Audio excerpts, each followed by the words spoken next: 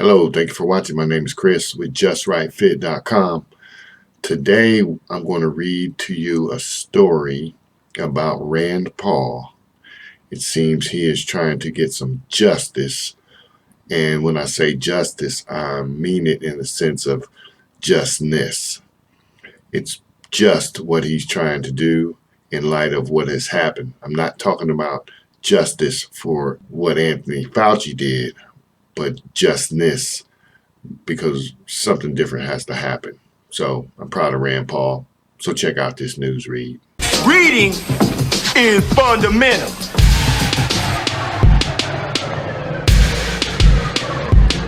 This story is from the Western Journal at thewesternjournal.com, and it was published by Jack Davis on March 14, 2022, and it reads as follows. Headline: Rand Paul announces amendment to bring accountability for Dictator-in-Chief Fauci. 2 years after the first lockdowns began crippling America, Republican Senator Rand Paul has a simple slogan for the future: never again. To do that, power needs to be taken away from Dr. Anthony Fauci, Paul wrote in an op-ed for Fox News. We've learned a lot over the past 2 years, but one lesson in particular is that no one person should be deemed dictator-in-chief. No one person should have unilateral authority to make decisions for millions of Americans, Paul wrote. Paul has legislation to do just that, to ensure that ineffective, unscientific lockdowns and mandates are never foisted on the American people ever again. I will introduce an amendment to eliminate Dr. Anthony Fauci's position as director of the National Institute of Allergy and Infectious Diseases and divide his power into 3 separate new institutes, he continues. Paul said the time has come to end long-term bureaucrats doing as they please with no oversight. Each of these 3 institutes will be led by a director who is appointed by the president and confirmed by the Senate for a 5-year term. This will create accountability and oversight into a taxpayer-funded position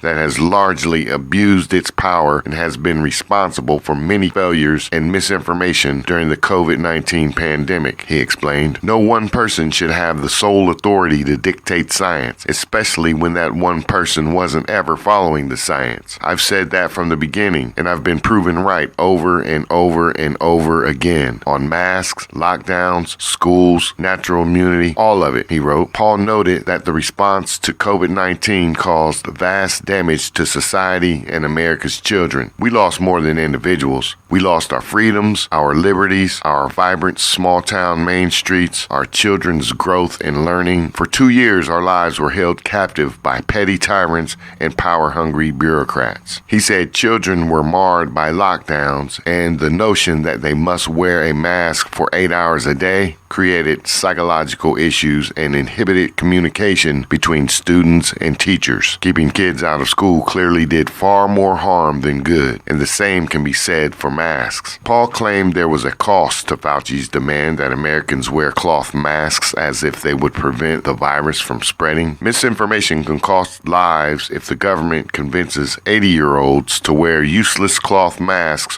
while taking care of spouses with COVID, he wrote, noting that Fauci and the slavish devotion of the media muzzled the debate needed to arrive at the truth. Dr. Fauci and his friends worked diligently to silence opposing views. The media amplified his efforts. We were branded conspiracy theorists and anti-science for simply asking questions and presenting alternatives to what had been delivered to the American people as fact. Paul wrote that vast power has yielded vast arrogance. I had never encountered someone with the gall to proclaim himself the science and portray anyone opposing him as attacking scientists. That is, until Dr. Fauci became the COVID director-in-chief, he explained. If Fauci was simply one family doctor in Peoria, his mistakes would not be so catastrophic. But since Fauci is allowed to be a medical czar for the whole country, his errors are amplified throughout the land. Paul said one man's pride and love of power have done too much damage to be allowed to continue without the changes Paul's legislation proposes. When Fauci misinforms the public that cloth masks work, he risks the health of anyone who believes a cloth mask will protect them when caring for a spouse or relative with COVID. When Fauci decides that he alone will define and fund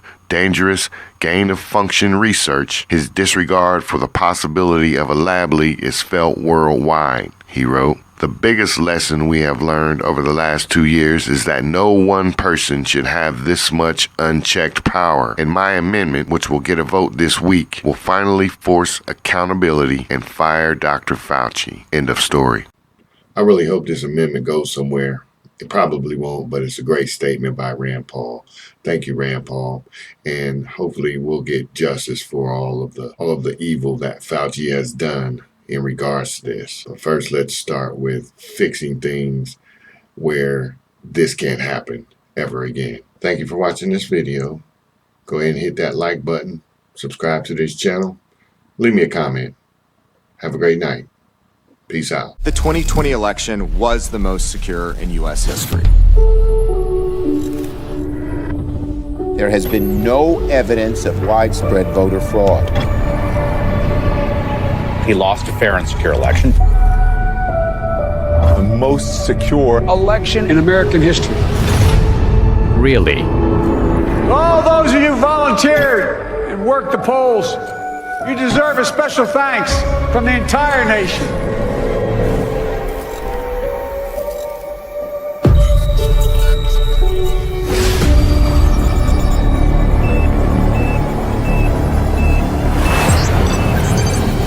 This one mule made 53 trips to 20 drop boxes. He's not alone. We tracked 2,000 mules making multiple ballot drops.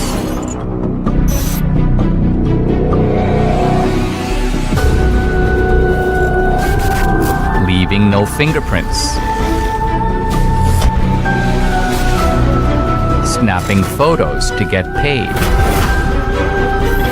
A coordinated ring of illegal vote harvesting in all the key states where the election was decided. They've delivered us a clear victory. Game over.